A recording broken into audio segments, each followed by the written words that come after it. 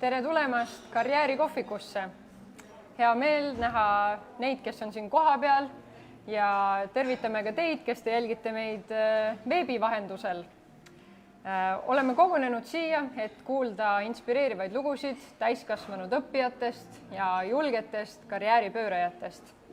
Ja meie tänaseid külalisi intervjueerime meie Töötukassa Tartumaa karjäärinõustajad. Mina olen Hele-Maria ja mina olen Jelena ja tänasel päeval, kui teil tekib küsimusi konkreetselt oma eriala või õppimisvalikute kohta, siis julgelt lisage kommentaar kas siia samma live evendi kommentaaridesse või siis kirjutage Eesti Töötukassa chatti oma küsimusi ja meie karjäärinõustaja Anne Kaaber vastab teile. Tänane karjäärikohvik kuulub laiemasse sündmuste ritta. Sellel nädalal on toimumas väga palju põnevat ja ma ei mõtle hetkel kohalike omavalitsuste valimisi, mis on ka kindlasti põnev, vaid käimas on täiskasvanud õppija nädal. Ja seda siis korraldavad Haridus- ja Teadusministeerium koostöös siis täiskasvanute koolitajatega Andrasest ja täiskasvanud õppija nädal toimub juba 24. korda. Me kõik teame, et muutlikus maailmas on õppimine ja ümberõppimine, elukestev õpe ülioluline. Pidevalt tuleb olla valmis omandada uusi oskusi ja teadmisi ning täiskasvanud õppija nädal innustab ja tunnustab täiskasvanuid nende õpiteel. Ja infot kõigi põnevate sündmuste kohta, mis selle raames toimub, leiate www.andras.ee. Aga Töötukassa korraldab karjäärikohvikut juba 3. aastat ja olgu kohe öeldud ka suur tänu meie võõrustajale Tartu Ülikooli raamatukogu kohvikule Gaudeamus, kus me oleme täna ja kus me oleme olnud ka eelnevad 2 aastat. Aga tagasi tänase juurde. Nagu öeldud, meil on põnevad vestlused ees ootamas ja meil on täna 3 silmapaistvat täiskasvanut, kes on meile kõigile eeskujuks oma südikusega õppida. Ja kõigepealt räägime naisega, kes astus täiskasvanute gümnaasiumi pärast seda, kui ta tütar lõpetas keskkooli. Ta on öelnud, vanus võib olla täiskasvanute gümnaasiumis hoopis eelis. Kui tead, miks oled kooli tagasi tulnud ning kuhu tahad jõuda, on lihtsam eesmärgile keskenduda. Nii et kutsume sõbraliku aplausiga siia lavale Tartumaa aasta õppija 2021, Kristiina Värnik.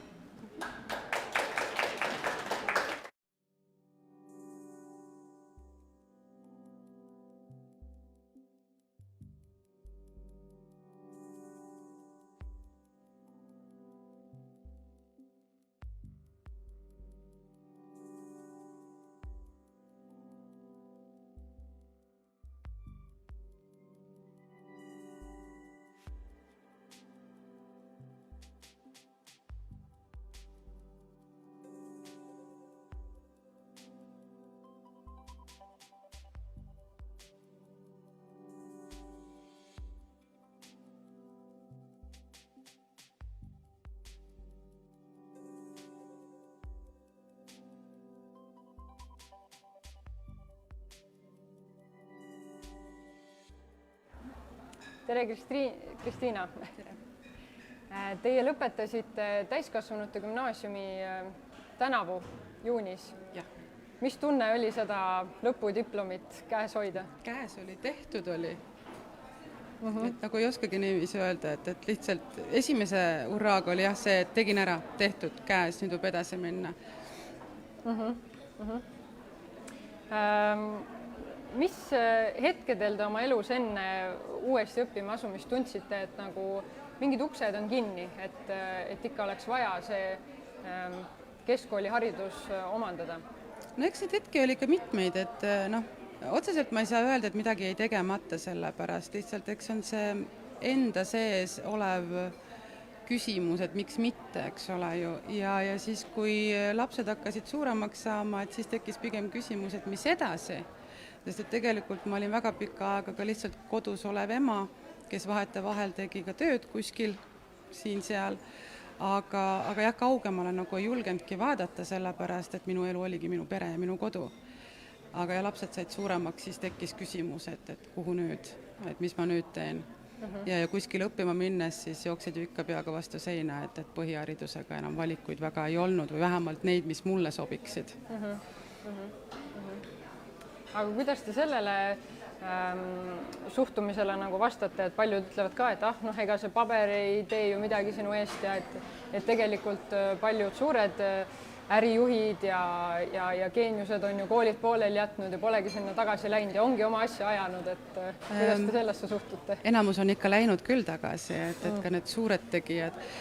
Ma leian, et eks see on vast iga inimese oma sisemine tunnetus sellele, et kas tal on seda vaja või ei ole, et kes millega rahul on, et mõni leiab, et kui tal ei ole seda vaja, siis ju tal siis ei olegi seda vaja. Mina leidsin, et mul on vaja, et see avas minu jaoks rohkem võimalusi.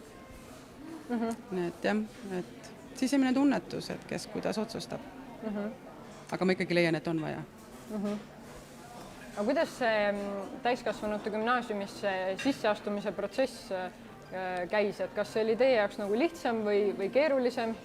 Protsess ise oli lihtne, et seal ei olnud ju midagi sellist, aga just see esimene samm teha, et ma mäletan, et ma seisin veel koolimaja ukse ees, et käsi oli juba lingile, siis ma mõtlesin, et ma ei tea, et kas ma ikka lähen sinna, aga läksin.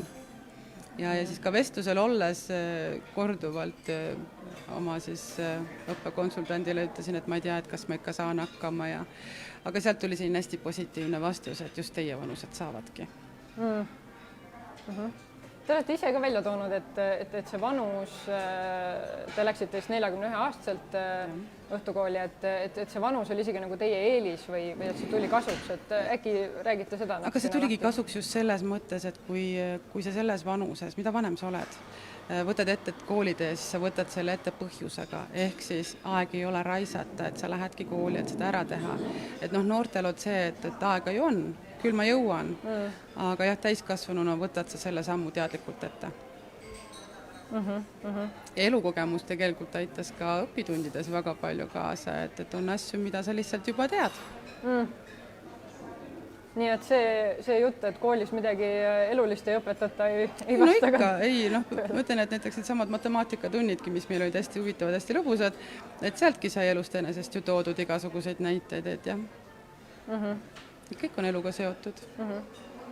No kuidas teie lähedased ja perekond nagu suhtus sellesse elumuutusesse? No, lastele pakkus see hästi palju nalja esialgu, aga tegelikult mul on vedanud, et kõik minu sõbrad, tuttavad, pere, kõik olid nagu toeks, et kõik et sealt tuli hästi palju seda positiivset etappi kui lahe. Et mina ei saa kurta, et minul läks hästi. Aga mida te ütleks neile, kes on ka võib-olla samas vanuses nagu kaalumas seda sammu, aga mõtlevad, et kuidas ma sinna noorte sekka lähen, et teen veel ennast lolliks kuidagi ja... Ei tee. Noorte seas on hästi lahe olla, et ma siin naerangi seda, et iga minu vanune peaks omama endal sõprusringkonnas ka sama vanu nagu lapsed, eks ole neil. Ehk siis selle mõttega, et nad hoiavad ka teid värskena noorena. Ja tegelikult mina leian, et mina sain koolis õppides just noortelt väga palju õppida, et just sellist, ma oskagi öelda, elu jaatavat suhtumist äkki, et vähem virisemist selliste pisigi asjade pärast, et see kõik on mööduv ja me saame üle, eks ole, ja osata ka ennast vabaks lasta, mida meie täiskasvanutena tihtipeale ei oska enam. Et ei, noortega koos on väga lahe olla. Kas kuidagi raputas seda õppimise aega ka see üleilmne pandeemia? Jaa, see muutis asjad keerulisemaks ja siin olidki just noored, kes appi tulid, et mu enda klassikaaslased, et meil olid omad seltskonnad, kes koos õppisid ja me tegimegi asju reaalselt koos. Et toetasime teineteist ja kui kellelgi jäigi miskit lohisema, siis aitasime ja tirisime välja kasvu kõrvupidi, et ei, väga lahe oli isegi vaatamata sellele, et raske oli. Nii et teie jaoks see õppimine muutus siis isegi nagu meeskondlikumaks? Ei, absoluutselt, jah. Ja muidugi ei saa siinkohal mainimata jätta, et ka kool ise, et ka õpetajad ja super. Tegelikult on minul see 3 aastat nagu parim koolikogemus üldse. Et ma olen ka öelnud oma lastele, et kui ma oleks teadnud, et koolis nii lahe on, ma oleks varem läinud siin. Tõesti, no et kellel on see mõte, et võiks minna, siis tuleb minna. Aga kui te praegu vaatate, saaksite otsa vaadata nagu sellele noorele endale, kes ütleb, et mul ei ole seda keskharidust vaja, et mida te talle ütleks või kas üldse saab, kas midagi on üldse sõnadest kasu? Ma pigem ütleks seda, mida ütles minu ema, mis minul endal enam meeles ei olnud, mina ütlesin talle siis, kui ma lõpetasin 9. klassi, et kool on lollidele. No, läksin tagasi, ju siis oligi. Et ei oskagi öelda, et tegelikult on see, et me ei saa ju sundida kedagi. Et ju siis minul võttis lihtsalt natukene kauem aega, et sinnani jõuda, et mul on seda vaja. Muud midagi, aga kunagi ei ole hilja ja koolis käimine on lahe, et ma tundsin tohutut puudust näiteks sellel sügisel, et vaatad, kuidas kõik kooli lähevad, mul oli nagu midagi, mul nagu ei olegi midagi teha. Mul ei ole enam. Et jah, me siis küsisime ka oma õpetajate käest, et kas me võiksime nagu kooli tagasi tulla, et me enam õppida ei viitsi, aga et me käiksime lihtsalt istumas, et teeme nagu oma klassi. Ei, tore oli. No see on küll päris kõnekas näide sellest, et kui meeldivaks see õpikeskkond seal kujunes. Jah, aga sinna ju annavad kõik juurde, kes on õpilased, kes tulevad sinna ja õpetajad ja üldse ma ütlen, et kunagi ma juba käisin proovimas nii-öelda siis õhtukoolis aastaid tagasi, siis ei läinud see kuidagi moodi, aga praegusel hetkel on minu meelest see õppimine muudetud niivõrd meeldivaks, paindlikuks, et kui sa vähegi ise tahad ja soovid, sulle tullakse vastu, aidatakse ja kui mina lõpetasin, siis lõpetab keegi teine ka, et see ei ole üldse võimatu, et see tegelikult on niivõrd paindlikuks muudetud, et igaüks saab hakkama. Aga kuidas te selline igapäevaelu välja nägi, et mis kellast kellani umbes te koolis pidite olema ja kui palju endale kodutöödele aega kulus? Alguses, kui ma kooli läksin, siis ma käisin ka tööl. Õnneks oli see tööl käimine siis üks päev nädalas. Aga mis tegelikult võttis hästi palju mu vaba aega ära sellega, et ma pidin hästi palju ettevalmistusi tegema siis 1 tööpäevaks. Koolis käisin 3 korda nädalas, hommikul kella 9 kuni kella 3-ni. Praktiliselt selle 3 aasta jooksul ei puudunud, et see on ka üks asi, et mis aitas võib-olla jõudagi lõpuni, et mida rohkem ise kohal käid, seda kindlam on see, et sa ka lõpetad. Et see oli tõesti läbi enda 3 aasta teie jaoks ülikõrge prioriteet? Jah, sest ma läksin sinna just selle põhjusega, et mul oli vaja see ära teha ja ma leidsin, et kui ma jään kuskil pooleli või toppama, et see on maha visatud aeg ja mul ei olnud seda aega maha visata lihtsalt. Ja. Üks asi ongi see, et mida annab lõpuks tunnistus selle kohta, et see haridustase on käes, kahtlemata see avab uksi, aga mis te ütleks, mida teile andis nagu see igapäevane koolis käimine ja selle protsessi sees nagu lõpus oli. See andis nagu elule mingi mõtte. Ma ei oskagi nii öelda, et me käime tööl samamoodi, eks ju, et võib öelda, et see on ju ka elu mõte mingil määral, aga see on teistmoodi. Ja võib-olla sellepärast, et minu jaoks olid koolis niivõrd meeldivad õpetajad ja niivõrd lahedad klassikaaslased, et ma läksin sinna tõepoolest rõõmuga, isegi vahel, kui oli tõesti see, et ei viitsi, et mina ei ela ise Tartus, et tulen kaugemalt, et siis ma pidin varem ärkama, eks ole, ja rongiga siis linna saama ja nii edasi. Aga lõpuks, kui kohal olid, siis oli hea meel, et tulid. Meil oli lihtsalt tore ja ma ütlen, et meil sai ka tunnis nalja, et see oli selline mõnus aeg, välja arvatud muidugi kontrolltööd, et need ei meeldinud. Nii et see tõi natuke sellist mineviku kooli frustratsiooni ka tagasi või?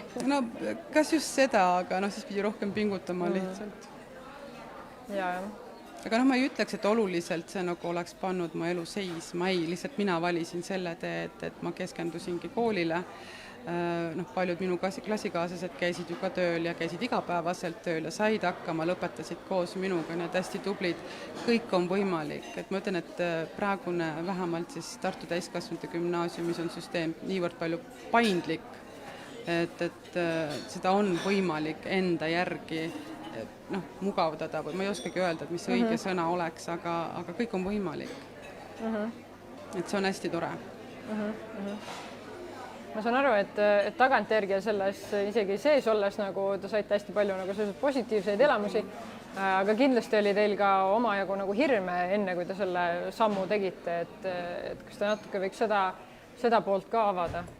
No eks enne seda oligi just võib-olla see kõige suurem hirm, et kas ma saan üldse hakkama.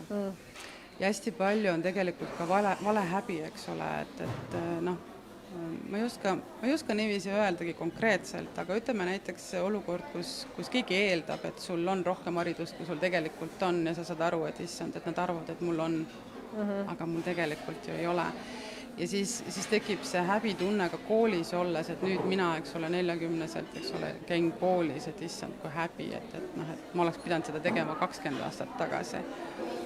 Aga see on rumal, sest et õppida ei ole kunagi hiljem, minu meelest on veel rumalam jääda koju istuma ja mitte teha ja istudagi ja mõelda, et oleks ju võinud, aga oleksid pole olemas, et tuleb ära teha ja siis on ta olemas. Ehk siis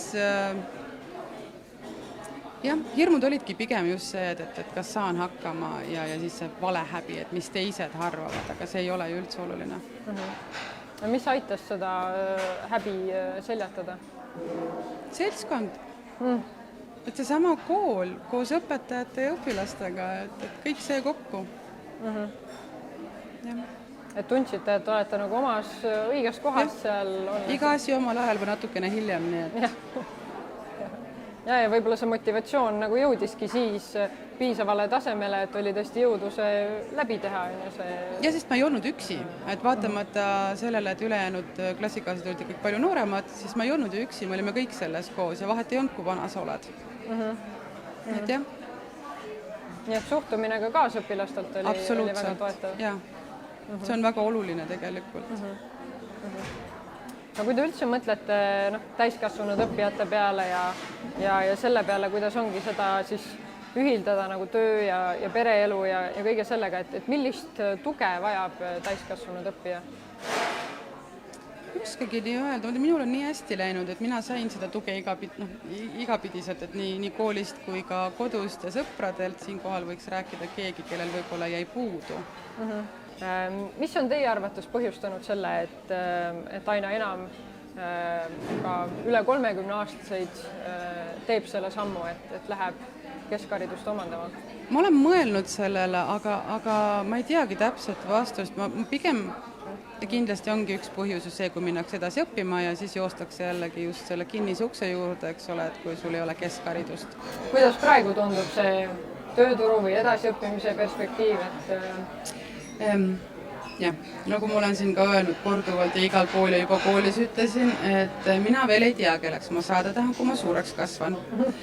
Et ma tõesti ei oska öelda, et ma võtsin endale praegu aasta vabaks, et mõtlengi, läksin autokooli, et teen ka selle nüüd ära, suur hirm on selle ees, aga kui ma ühe asjaga hakkama saan teisega ka. Ja siis vaatab edasi, aga ma arvan, et ma lähen edasi õppima. Kuhu ei oska veel öelda. Te tõite välja väga huvitava aspekti, et seal autokoolist rääkides, et kui te juba ühe asjaga hakkama saite, et siis saate järgmisega ka, et kas see koolis käimine ja see edu elamus tegelikult sellest lõpetamisest, kas see on nagu elus laiemalt andnud ka siis sellist enesekindlust? Absoluutselt. Enesekindlust ja tegelikult see ka motiveerib edasi minna, et just ongi see, et see oli üks suur hirm tagasi kooli minnes, et kas ma saan hakkama. Sain ju hakkama. Nüüd on järgmine samm, nüüd on autokool. Ja nüüd enam ei ole, hirm on ikka, aga ma ei vaata seda enam niiviisi, et see on pigem see, et okei, et ma vähemalt siis proovin ja siis ma kahetsen seda, mida ma tegin, aga mitte seda, mida ma tegemata jätsin. Seega ma arvan, et ma saan hakkama. Kui meid nüüd kuulab veebiteel või on siin kohapeal inimesi, kes on mingis mõttes nagu sarnases olukorras, et ka on sellest keskkooli pooleli jäämisest juba aastaid või aastakümneid möödas ja on nagu see mõte kuskil kuklas tiksunud, aga nagu ei ole jõudnud, et mis te soovitaks, mis on need esimesed sammud, nagu, mida teha? Avaldus kooli saata. Päris tõsiselt, et ära võib tulla ju iga kell. Et keegi ei hoia seal vägisi kinni, et lahkuda sa võid iga päev. Ära teha ja minna. Nii lihtne see tegelikult ongi. Et võib-olla see ongi see võti ka, et ei jäänud lihtsalt mõtlema ja heietama selle üle, vaid ja see samm tuleb ära lihtsalt teha. Ja siis sa saad juba rahulikult maha istuda ja mõelda, et kas mul oli seda vaja. Nagu ma ütlesin, et koolis saab lahkuda absoluutselt iga hetk. Nagu ka kooli minna. Nii on. Aga aitäh, Kristiina. Meil on nüüd 10-minutiline paus, et kõik soovijad saaksid oma avalduse täiskasvanute gümnaasiumisse saata ja mõne aja pärast saame kuulata juba järgmist inspireerivat lugu. Aga aitäh! Tere tulemast Eesti Töötukassasse. Eesti on väike mereriik Põhja-Euroopas. Talv on siin pime, suvi valge, inimesi veidi üle miljoni. Jah, oleme väikesed, aga paljudes asjades suured. Tahad osaleda valimistel kodust lahkumata? Pole probleem. Osale e-valimistel. Tulude deklareerimine ajab hirmu nahka. Mitte Eestis. Siin käib see arvutis umbes 3 minutiga ja kui oled kaotanud töö, saad endast märku anda ja hüvitisi taotleda vaid 1 minutiga. Tööteemadega tegeleb siin Eesti Töötukassa. Avalik õiguslik asutus, mille esindused paiknevad üle terve riigi. Töötukassa juhtimises osalevad nii tööandjate, töötajate kui riigi esindajad. Nii on kaalukate otsuste tegemisel alati arvesse võetud kõigi huvid. Meil töötab ligikaudu 1000 inimest, enam kui 100 erineval ametikohal. Millega Töötukassa tegeleb? Aitame leida tööd ja töötajaid. Jagame vabade töökohtade infot. Toetame tööandjaid töötajate leidmisel. Karjäärinõustamisega aitame inimesel leida sobivaid arenguvõimalusi ning koolinoorel õigeid teid haridusmaastikul ja tööelu alguseks. Toetame uute oskuste omandamist. Kui on huvi alustada ettevõtlusega, aitame selle käivitamisega. Aga kui töökogemust napib, korraldame tööpraktika. Maksame toetuseid ja hüvitisi. Näiteks töötus- või koondamishüvitis. Ülikoolis või kutsekoolis uue eriala omandamiseks maksame tasemeõppes osalemise toetust. Tööandjale hüvitame aga vähenenud töövõimega inimese sotsiaalmaksukulud. Hindame töövõimet. Puude ja terviseprobleemidega inimeste tööle aitamiseks hindame töövõimet. Kui puue või haigus takistab töö tegemist, anname tööks sobiva abivahendi või kohandame töökoha. Töötukassal on erinevaid toetuseid, hüvitisi ja teenuseid palju. Võimalusi on nii tööotsijatele, tööandjatele kui ka nendele, kes kaaluvad töö või karjääri muutmist. Meie eesmärk on, et kõik inimesed, kes tahavad tööd teha, saaksid tööd teha. Erinevatest võimalustest saab lähemalt teada meie koduleheküljelt tootukassa.ee.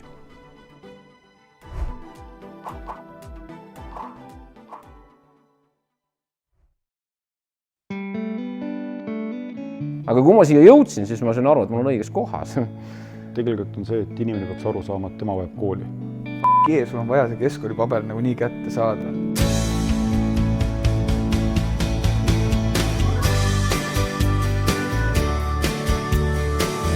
Meie koolis on suurepärased õpetajad.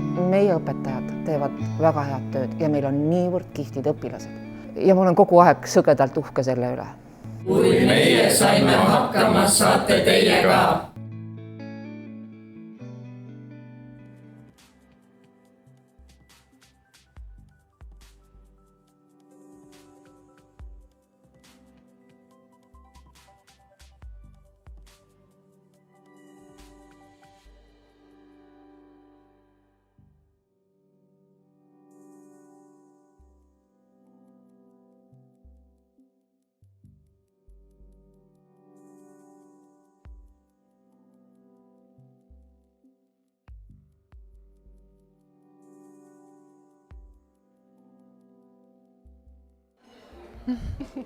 Nii, aga me oleme praegu pausilt tagasi ja minuga koos, minu ees on nii-öelda meie järgmine külaline, kes on siis Mari Mets. Et te olete olnud nii-öelda Tartu Ülikooli teadlane, eesti keele teadlane ja mingi hetk oma elus otsustasite nii-öelda füsioterapeudiks ümber õppida. Aga võib-olla enne, kui me nii-öelda räägime sellest konkreetselt, kuidas ja miks, tahaks teada seda, et kuidas teist on üldse saanud eesti keele teadlane? millal ja kuidas, mismoodi? Nii, tere ka minu poolt. Et ütleme, huvi keeleteaduse vastu mul tegelikult tekkis juba põhikoolis ja keskkoolis õppides. Et siis ma olin väga veendunud, et ma tahan inglise filoloogiat hoopis õppima minna, aga ütleme, suvel enne keskkooli lõpetamist ma sattusin Kaika suveülikooli, kus tegeldi just nagu võru keele teemadega. Ja kuna ma olen ise ka Lõuna-Eestist pärit, et meil kodus ka räägiti seda keelt, et siis see teema paelus mind, just see kaasaegne võru keel. Ja siis ma muutsin oma meelt ja mõtlesin, et kõige parem seda ikkagi õppida on Eesti filoloogias. Ja niimoodi ma siis ülikooli sattusingi. Ja siis ülikoolis ma sattusin, ütleme siis sellise huvitava õppejõu alla nagu Leelo Keivalik, kes tegeles keele varieerumisega ja kuna võru keel oli selline ajas muutunud keel, siis selle peale oli väga hea seda keele varieerumise teooriat rakendada. Ja sealt siis edasi nii-öelda te olete lõpetanud bakalaureuseõpingud, magistratuuri ja lausa doktorantuuri. Jaa, et ma läksin selle teemaga edasi, et kuna ütleme selle sotsiolingvistika ja keele varieerumise all oli palju põnevaid alateemasid, et siis ma rakendasin võru keele uurimiseks just suhtlusvõrgustike teooriat, ehk siis seda, et kuidas meie keelekasutus on mõjutatud sellest, milliste inimestega me suhtleme, millised on meie suhted nende inimestega, et on need tööalased suhted, sõprussuhted, sugulussuhted, et see kõik oli hästi põnev, et just selle inimese tausta juurde toomine sinna tema keelekasutuse selgitamiseks. Väga põnev. Aga selles mõttes, et ja peale seda tegelikult, kui te olete kaitsnud oma doktoritööd nii-öelda aastal 2010, siis te olete veel hulk aastaid nii-öelda töötanud teadlasena ja edasi uurinud. Aga mingi hetk te nagu tunnetasite, et tahaks mingit muutust. Et kus see tuli nii-öelda, et võib-olla kirjeldage nii-öelda, et mismoodi ja kuidas? Jaa, et võib-olla päris esimest korda see mõte tuli siis, kui mul oli doktorantuur pooleli, et mul oli pool tehtud, 2 aastat ja siis ma jäin natuke mõtlema selle peale, et kas ma tahan selle alaga jätkata, aga kuna pool oli tehtud ja ma ei ole ka selline inimene, kes midagi väga otse pooleli jätaks, et siis ma mõtlesin, et ma teen ikkagi selle lõpuni ja tegelikult see oma töö kirjutamine oli ka väga põnev. Aga sealt edasi, ütleme, mis mind nagu viis ümber õppimiseni oli tegelikult see, et ma ei leidnud endale enam sellist põnevat uurimisteemat, millega jätkata, et ütleme nagu sama asja mingi teise materjali peal läbi teha ma tegelikult enam ei tahtnud ja kuna ma ei suutnud nagu omaalgatuslikult endale sellist huvitavat teemat tekitada, mis mind nagu tohutult vaimustaks, siis ma jäin ülikooli tegema teemasid, mis muutusid minu jaoks rutiiniks. Ja siis vähemalt korra aastas ma tabasin ennast mõttelt, et kas ma tahan samamoodi jätkata, just nimelt selle tõttu, et nii palju aastaid on tööl käia, et me ju töötame pensionieani ja me veedame tegelikult nii suure osa päevast tööl, et selle tõttu ma tundsin, et ma ei saa enam niimoodi jätkata ja ma olin päris mitu korda olin nagu haige ka aasta jooksul, et siis just nagu kodus haigena olles tulid need mõtted nagu eriti teravalt üles. Ja võib-olla tervis ütles ka nagu teile, et kuule, mõtle, kuhu edasi, mis siis. Aga miks just füsioteraapia? Et kus see nüüd tuli? Kas teil on varasem mingisugune kogemus füsioteraapiaga või meditsiinivaldkonnaga nii-öelda laiemalt? Varasemat kogemust füsioteraapiaga ei olnud, et sellel ajal, kui mina keskkoolis käisin ja keskkooli lõpetasin, siis ei olnudki seda eriala sellisena tegelikult üldse olemas. Küll aga, ütleme, selline meditsiini huvi tegelikult mulle lapsena meeldis ühte raamatut lapata, mis emal kodus oli, kus oli hästi palju meditsiiniteemasid sees. Ja edasi üks mu sugulane tegeles massaažiga ja käitsin ka tema juures, see oli ka põnev. Ja tegelikult, kui ma oma doktoritööd kirjutasin, siis ma võtsin paar massaaži lühikursust ka. Sest see tundus põnev ja ma olin selleks ajaks hakanud juba joogaga ka tegelema, et siis ma vaatasin, et kui ma ise olen nagu füüsiliselt aktiivsem, et siis mul tegelikult ei ole nii palju neid alaseljavaevusi ja kõike peavalusid ja sellist asja, et kehal on palju parem olla. Ja siis, kui mul tuli mõte minna ümber õppima, siis ma mõtlesin ka selle peale, et ma ei taha päris massööriks õppida, et see tundus natuke võib-olla selline, et ei ole nagu päris ainult see asi, millega ma tegeleda tahan. Aga siis, kui ma vaatasin erinevaid õppekavasid koolides üle, siis ma tegelikult avastasingi hoopis selle füsioteraapia õppekava ja selle eriala tutvustust lugedes tundus küll, et jaa, see on põnev, ma saan sealt palju meditsiinitausta ka juurde. Ja et see on selline eriala, kus on ka palju sellist, ütleme, füüsilist aktiivsust ja millega siis tegelikult saab inimesi aidata. Et niimoodi ma jõudsin sinna. Et teie jaoks oligi tähtis see, et just see, et te saate füüsiliselt ise aktiivne olla ja ka võib-olla nagu aidata inimesi, et need kaks faktorit oli, et see selline suhtlus inimestega võib-olla oli ka. Jaa, täpselt, sest ütleme, mis nagu ülikooli töö puhul mulle enam ei meeldinud, oli see, et suur osa päevast oli ikkagi arvuti taga. Et ma tundsin, et ma ei ole selline inimene, kes suudab tunde arvuti taga istuda. Ja teine asi oligi see, et ütleme, kui need kaks eriala kokku panna, siis selle füsioteraapia eriala puhul on ikkagi jäänud see suhtlus inimestega. Et see on ka see, miks mulle tegelikult meeldis selle sotsiolingvistikaga tegeleda.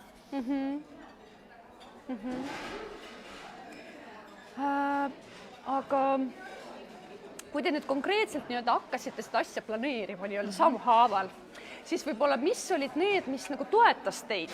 Ma just mõtlen võib-olla see väline et ühtepidi nagu sisemiselt te võib-olla olete otsustanud, eks ju, aga mis oli see võib-olla väline, mis toetas teid selle ikkagi lõpuni tegemisel, et kui te olete, sest et paraku on nii, et paljud täiskasvanud on mõelnud ja isegi vaadanud erialasid, aga nad ei jõua seda viimast sammu teha, et ma lõpuks teen selle ära, et mis see võiks olla? No ütleme, et see viimase sammu tegemine on ikkagi nagu see, mis tuleb enda sees tegelikult, et keegi ei pane meid seda sammu tegema, kui me ise seda astuda ei taha. Et see on kindlasti nagu enda sisemisega seoses, aga ütleme jah, et selle välise poole pealt ülikoolis mul oli selline töö, et ma ei pidanud päev otsa seal kohal istuma, et füsioteraapia õpe oli ka päevane õpe ja ütleme, praktikumides pidi kindlasti kohal olema, et seal ei olnud varianti, et sa ei tule nagu ütleme, enamiku sa pidid ikkagi kohal olema. Ja ülikoolis ülemus oli nii vastutulelik, et ta lubas mul tegelikult kodus töötada ja me leppisime igasugu koosolekud selle järgi kokku, kuidas minul koolis õppetöö oli, et neid koosolekuid ei olnud tihti, aga nädalas korra nad ikkagi olid, et selles mõttes mul olid toetavad kolleegid tegelikult ülikoolis, kes aitasid mul, ütleme, selle hullumeelse sammu tegelikult teha. Väga tore. Jaa. Kas oli ka mingisugune selline väljakutse või võib-olla suisa natuke nagu takistus või kuidagi selline, mis te pidite ületama sellel teekonnal?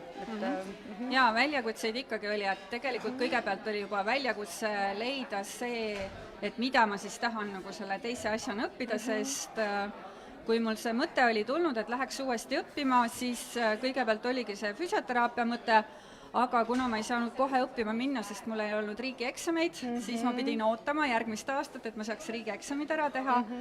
Ja selle aja jooksul mul tegelikult tuli veel igasugu huvisid pinnale, et siis oli lõpuks mul oli suur tabel, kus olid kirjas erialad, mida ma võiksin õppida ja all olid siis plussid ja miinused enda jaoks välja mõeldud. Ja lõpuks tegelikult selle valiku tegi ikkagi see, et mul oli matemaatika riigieksami eelne aeg, kus ma pidin, mida ma tõesti pidin üle õppima. Aga ma jäin haigeks ja siis, kui ma olin voodis oma raamatutega endal väga paha olla, siis ma sain aru, et jaa, et ikkagi füsioteraapia on see eriala, mida ma siis õppima pean. Et see oli üks takistustest või sellistest väljakutsetest, ütleme nii. Ja teine väljakutse oli see, et kuidas jagada oma aega töö, õpingute ja kodu vahel. Selle tõttu, et kõik tuli ju ära teha. Et päeval ma olin koolis, siis ma tulin koju, vaatasin midagi kähku süüa lapsele ja vaatasin, et ahi saaks köetud ja kõik sellised asjad aetud ja siis ma hakkasin õppima ja teinekord ma võisin õppimise lõpetada kell 3 öösel ja et kell 7 uuesti üles tõusta, et siis kas loengusse või praktikumi minna. Et see kestis niimoodi kuskil 1,5 aastat, sest esimesed 1,5 aastat on see õpe hästi intensiivne, aga see oli ka see koht, kus ma andsin endale aru, et see on ajutine, see ei kesta elu lõpuni niimoodi. Et ma kannatan selle ära ja et edasi läheb elu lihtsamaks selles mõttes. Aga jah, ma võtsin ikkagi korraks vahepeal akadeemilisega aastaks, et asjad nagu joone peale saada. No, ma arvan, et see on ka mõistlik selles mõttes, et ennast tuleb hoida, eks ju, et püüeldes suure eesmärgi poole, et on oluline seda fookust hoida, aga ikkagi arvestada oma nagu võimekusega, et täiskasvanu õppes ka, et tegelikult meil on ju pere ja kõik muu, mida me ei saa lihtsalt niisama kõrvale jätta. Just. Jaa, suurepärane. Võib-olla ka see, et ma tean seda, et hetkel te tegelikult olete ka oma ettevõtte juht nii-öelda. Et peale selle, et te olete siis nii-öelda ümber õppinud ja saanud 2018. aastal lõpetanud nii-öelda füsioterapeudi eriala, siis te tegelikult avasite oma ettevõtte nii-öelda, et sellega tegeleda. Et kuidas see oli, et selline? Selleni ma jõudsin ka niimoodi, et algul ma alustasingi tööd tegelikult jalgpalliklubi juures ja sealt edasi töötasin veel paaris eraettevõttes. Aga olin vahepeal tööl ka ülikooli kliinikumis traumatoloogia osakonnas. Enda ettevõtteni jõudsin niimoodi, et eelmisel kevadel, kui oli selle pandeemia esimene laine, siis see eraettevõte, kus ma parasjagu töötasin, oli 6 aega kinni. Ja sellel ajal mul oli siis ainult kliinikumi töö. Ja pärast, kui kõik jälle lahti oli, siis oli seal eraettevõttes korraga väga palju tööd, sest inimesed ei olnud saanud kuskil käia, nad olid järjekorras niimoodi oodanud, et millal nad vastuvõtule saavad tulla. Ja selleks ajaks mul oli ka oma selline püsiklientuur välja kujunenud ja sealt peale ma jäingi mõtlema, et tegelikult mul oleks kasulikum hoopis oma eraettevõtte luua, et mitte nagu teise inimese heaks töötada. Ja kuna see mõte ka üldse enam ära ei läinud, et siis eelmisel suvel ma seda tegingi. Ja olen siiamaani väga rahul, et kliendid käivad, kliendibaas on laienenud, et inimesed leiavad mind üles ja enda ettevõttes töötamise pluss on see, et sa saad inimesele rohkem keskenduda ja selline, kõik on palju rahulikum. Et see ei ole selline konveieritöö ja ütleme, kui sa nagu oled ise enda tööandja, siis sa tegelikult kehtestad ka ise oma reeglid, et kuidas sa mõnda patsienti või klienti käsitled ja teine asi, et millised on sinu töötunnid, kui palju sul puhkust on aastas, et kõike seda annab reguleerida. Et see sobib teile, ma näen, et see annab teile teatud vabaduse ja tegelikult, mis ma kuulen, ongi see, et teil oli see kliendi andmebaas nii-öelda, millega siis väga sujuvalt sai nagu edasi minna, mis nagu toetas. Kas oli ka mingisugune võib-olla väljakutse nii-öelda selle ettevõtte loomisel, et mida võib-olla te tahatsite välja tuua? Jaa, oli ikka, et üks väljakutse oli kindlasti tööruumi leidmine, aga isegi sellega ei olnud väga palju probleemi, sest pandeemia tõttu olid paljud kodukontoritesse kolinud ja need ruumid ära andnud, et isegi kesklinna oli võimalik väga normaalset tööruumi leida. Teine asi oli kindlasti kogu see juriidiline nagu ütleme, see probleemistik, mis sellega kaasas käib, et kuidas seda ettevõtet registreerida, et kuidas need, ütleme, need asjad nagu seal klappima saada, et näiteks kas või raamatupidamine ja kõik sellised asjad, et see on kindlasti jah, et mille kohta tegelikult tahaks ka veel rohkem juurde õppida, aga praegu ei ole selleni veel jõudnud, et tuleb teiste inimeste abi kasutada. Et selles mõttes, et võtate ikkagi raamatupidamisteenust nii-öelda kusagilt mujalt, et te ise ei ole väga hea. Just. Ja, et ta ongi tundub keeruline selles mõttes, et ise. Et ilmselt need teemad annab selgeks teha, aga selleks on jälle eraldi aega vaja, et praegu see töökoormus on piisav, et sinna kõrvale tahaks oma vaba aega ka jätta, et ei ole praegu plaaninud. Aga võib-olla on see, et küsiks võib-olla lõpetuseks ka seda, et kuidas on üldse olnud pandeemia ajal töötada füsioterapeudina meditsiinivaldkonnas, et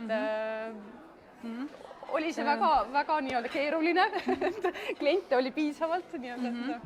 Ja see on selles mõttes põnev aeg olnud, et ma töötasin siis veel ka ülikooli kliinikumis, et meie osakonnas tegelikult töö ei muutunud selle tõttu, et traumatoloogias on enamasti erakorraline patsient, kes tuleb oma luumurruga või lihasrebendiga või ütleme siis mingi kõõluse vigastusega, et tema peab ravi saama, teda ukse taha ei jäeta, et kui see on just operatiivne patsient, kes vajab operatsiooni.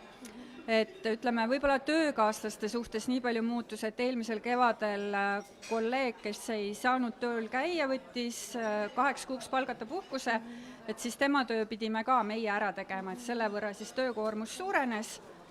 Ja ütleme, kui siis nagu sinna see enda ettevõtte töö juurde kõrvale panna, siis seal algul oli ka hirm, et kas inimesed ikka julgevad tulla, kuigi meil oli lubatud lahti olla, et meie ei pidanud selle teise laine ajal kinni minema, aga inimesed käisid ja käisid vaata et rohkem kui ütleme enne seda selle tõttu, et kodukontorid tõid nagu omakorda selliseid selja- ja kaelaprobleeme kaasa ja need, kes ei saanud siis kuskil trennis käia, et nendel tekkisid sellised omamoodi valud istumisest, et tihtipeale inimene tuligi minu juurde jutuga, et ma ei ole nüüd 3 kuud trennis käinud, et mul on sellised imelikud selja- ja jalavalud, et see ei ole nagu minu keha enam.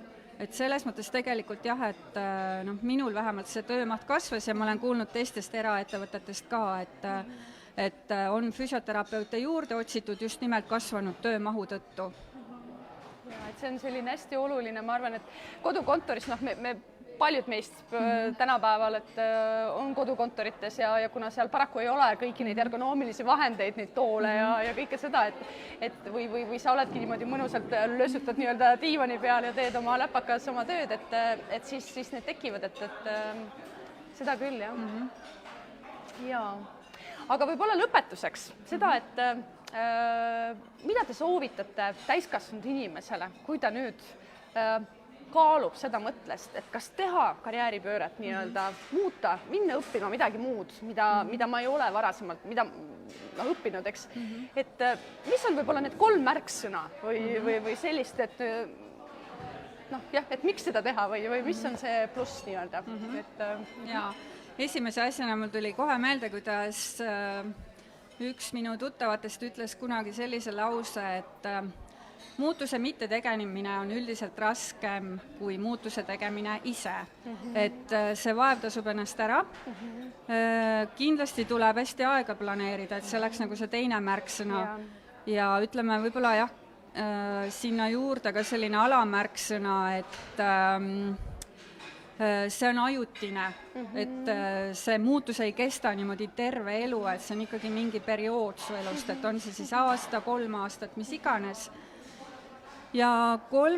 märksõna on see, et tõesti, et me oleme tööl nii suure osa oma ajast, et see peab meeldima. See ei tähenda, et kogu aeg on tore, et igal pool on ikkagi võib-olla mingid oma teemad, oma raskused, aga et üldiselt peaks olema ikkagi nii, et ma lähen tööle ja ma lähen nagu sellise rahutundega tööle, et mul on seal hea olla.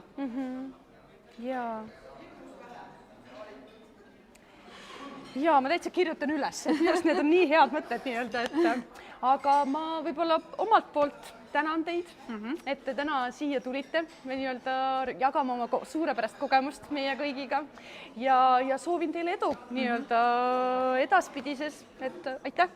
Ja, aitäh minu poolt ka! Ja meie poolt oleks siis ka väike selline kingitus teile, et te olete täna siia tulnud ja olnud. Aitäh! Aitäh! Jah.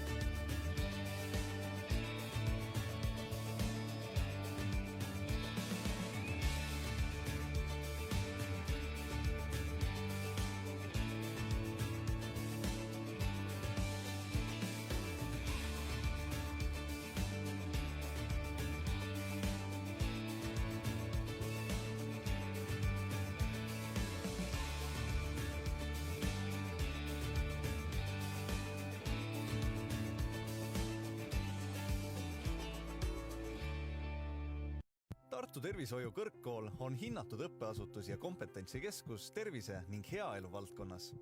Rahvusvaheliselt tunnustatud kõrgkooli eelkäijaks loetakse juba 1811. aastal asutatud ämmaemandate kooli.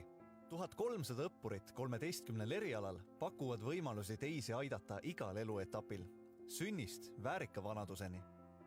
Ämmaemandad juhendavad ja abistavad raseduse ning sünnituse ajal, jälgides, et ema ja vastsündinuga oleks kõik hästi. See toimub kaasaegses simulatsioonikeskuses, võimalikult realistlikes oludes. Lapsehoidja aitab kaasa lapse igakülgsele arengule, suunates teda iseseisvalt ja julgelt tegutsema. Kui miskit läheb valesti, on abi kohe olemas. Erakorralise meditsiini tehnikud hindavad kiiresti hädasolija seisundit ja annavad esmaabi. Radioloogia tehnikud selgitavad tipptasemel tehnikaabil välja vigastuste ulatuse, et jõutaks õige diagnoosini. Paranemine on pikk protsess, mis vajab hoolt ja jälgimist. Õdedel on selleks kõik vajalikud teadmised ja oskused. Füsioterapeudi ülesanne on taastada keha liikuvus, et inimene säilitaks oma töövõime ning saaks jätkata oma tegevustega. Lisaks igapäevasele õppetööle tehakse kõrgkoolis rakendusuuringuid, mille tulemustest on palju kasu. Näiteks valmisid niimoodi laste X-jalgsust parandavad retuusid. Tervisekaitsespetsialistid tegelevad tervisliku elu ja töökeskkonna tagamisega.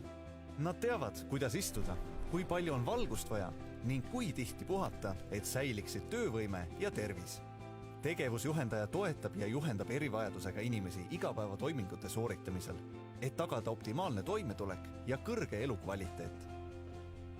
Kõrgkoolis õpitakse praktilisel ja mitmeti kasulikul moel, pakkudes tervishoiuteenuseid tervele kogukonnale, eraisikutest ettevõteteni. Bioanalüütikud töötavad laborites, kus uuritakse organismi seisundit ja seda mõjutavaid tegureid, neid mikroskoobi abil uurides. Aga kõige põnevamat siiski silmaga ei näe. Need on meie aastatega kogutud mälestused, teadmised ja kogemused. Elutarkus, millest teistelgi õppida on. Tervishoiu kõrgkoolis õpime kogenumatelt, omandame oskused ja aitame teisi.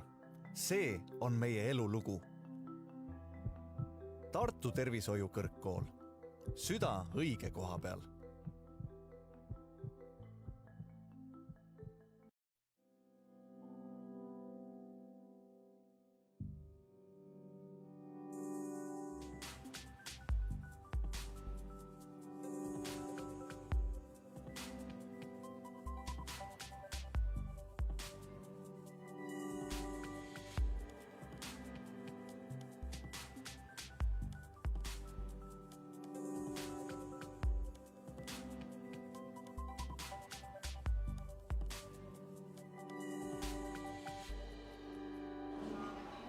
Nii, aga oleme siis pausid tagasi ja praegu tuleb siis meie kolmas vestleja, Kenno Nurk, kes on siis see talv lõpetanud intensiivõenduse magistriõpingud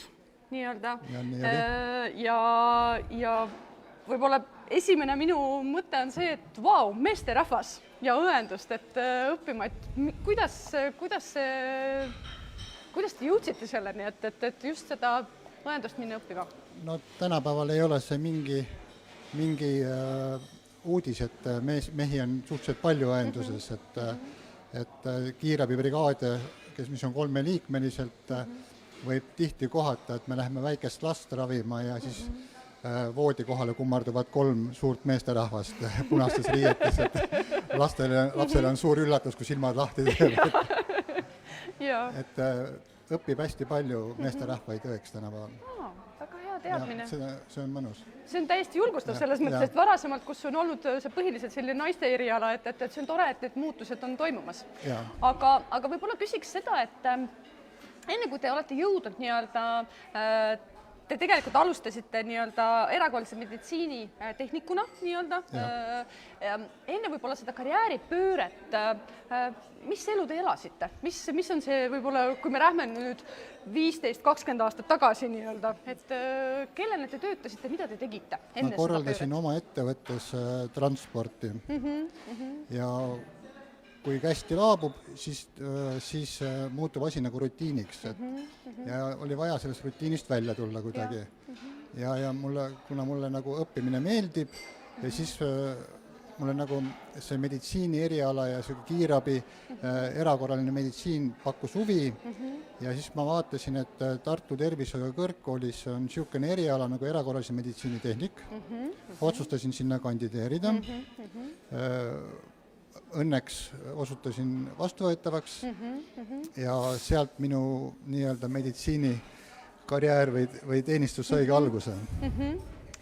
Mis võib-olla oli selline väljakutse nii-öelda selle, kuidas te seda otsust võtsite vastu nii-öelda, et just minnagi, et ma nii-öelda loobun sellest eelmisest palgatööst ja lähen nii-öelda õppima kõigepealt, olles täiskasvanud inimene, eks, ja võib-olla ka see, et mis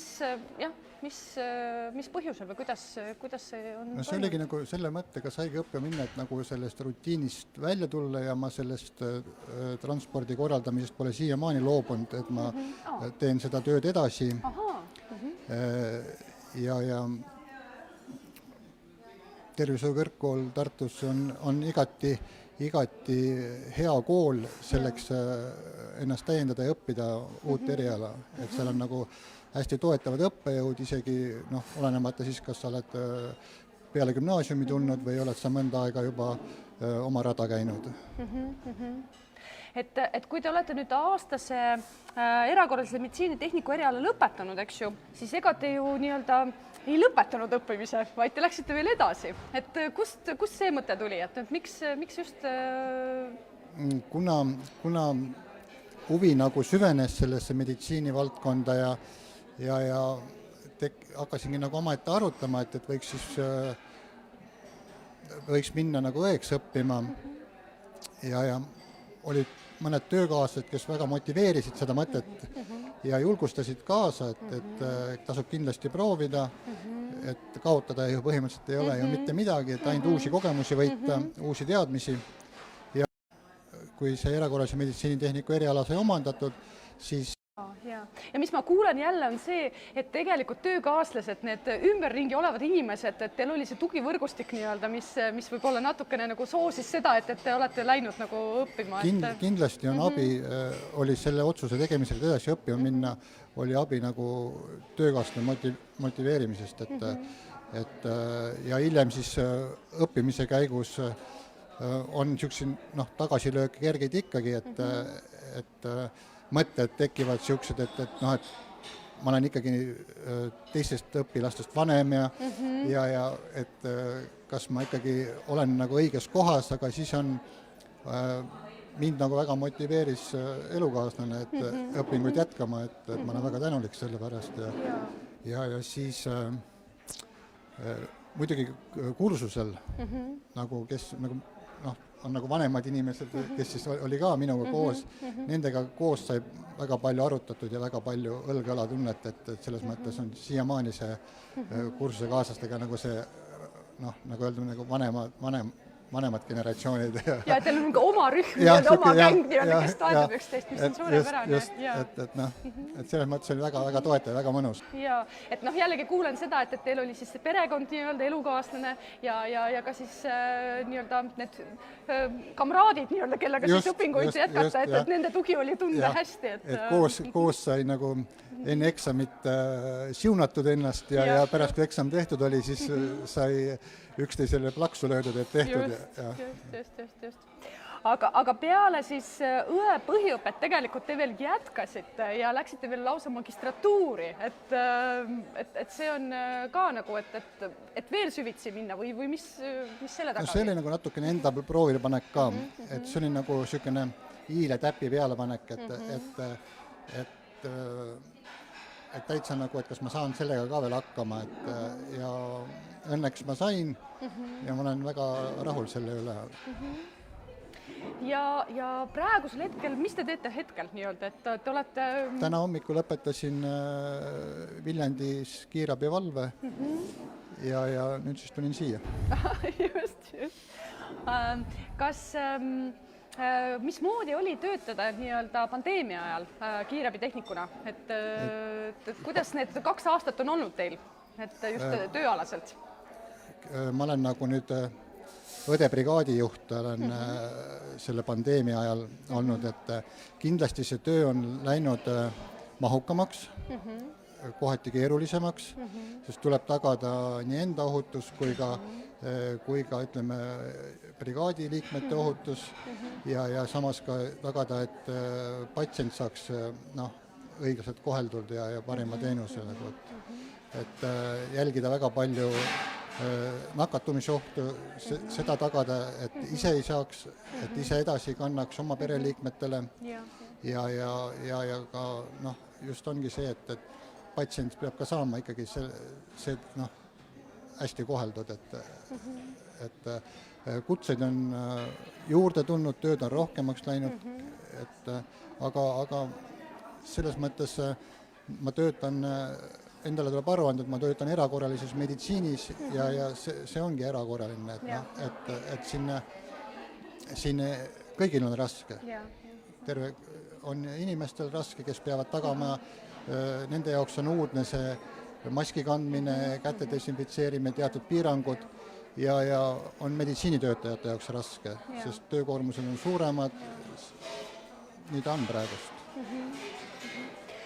Mis on teie võib-olla järgmise 5 aasta plaan, et kuhu edasi, et olete te mõelnud? Edasi praegust hetkel õpinguid nagu ei ole, pigem enese täiendamine ja mis teid veel huvitaks nii-öelda, kuhu? Ma praegust jääksin ikkagi oma valitud eriala juurde, aga pigem enda täiendamine, mis on nagu igapäevaselt, et lugeda ja õppida, korrata eelnevat, mis on osaleda koolitustel, et sellised soovid on. Aga võib-olla seda, et võib-olla millised on teie soovitused täiskasvanud inimesele, kes nüüd praegu vaatab meid nii-öelda siin veebi vahendusel ja kes on mõelnud, et tahaks minna õppima ja ei tea päris mida või on võib-olla mingisugune mõte, et tahan seda või toda, aga et miks tasuks vahetada oma eriala? No kuna siis veel, kui mitte kohe. Ja teine asi on see, et ei tasu püssi põõsasse visata esimese tagasilöögiga, et eks see koolis käik ongi niisugune, et see on nagu mäest üles kõndimine, et teed selle eksami ära ja siis on allatulek on endal palju kergem ja niisugune, aga tasub alati proovida. Iga uus asi võib olla küll alguses keeruline ja raske, aga selleks tasubki õppida, et tunda ennast selles nagu kala vees, et mina leian küll, et tasub proovida. Ja uued väljakutsed on alati ju meeliergutavad ja edasi viivad. Just. Aga ma ei tea, ma tänan teid, et selle toreda vestluse eest ja soovin teile edu. Aitäh. Ja loodetavasti on siis väljakutseid vähem nii-öelda. Ja me mingi hetk jõuame tagasi normaalsusesse nii-öelda. Väga loodan seda, aga kui on, siis teeme ära. Just. Olgu, aga aitäh. Ja võib-olla siin siis väike selline meene meie poolt. Aitäh teile ja kallistame. Aitäh. Ja, aitäh. Nii. Hea vaataja, et ongi siis lõppemas praeguseks meie karjäärikohvik, et meil on olnud au nii-öelda vestelda ja kuulata 3 suurepärast õppijat, kes on siis nüüdseks lõpetanud oma õpingud. Ja ma loodan, et te saite nii-öelda sellise inspiratsioonisüsti tänasest 3 esinejalt jätkama oma õpinguid või juhul, kui te mõtlete selle peale, et te soovite õppima minna, et te saite sellise motivatsiooni nii-öelda seda teha. Ja juhul, kui mingisugune teema nii-öelda kõnetas teid ja te võib-olla tahaksite rohkem natuke uurida selle enesetäiendamise õppimisvõimaluste kohta just täiskasvanuna, siis julgelt ärgitan teid pöörduma Eesti Töötukassa poole, et me ei tegele ainult töötutega, vaid ka töötavate täiskasvanutega, noortega, vanadega, pensioniealistega.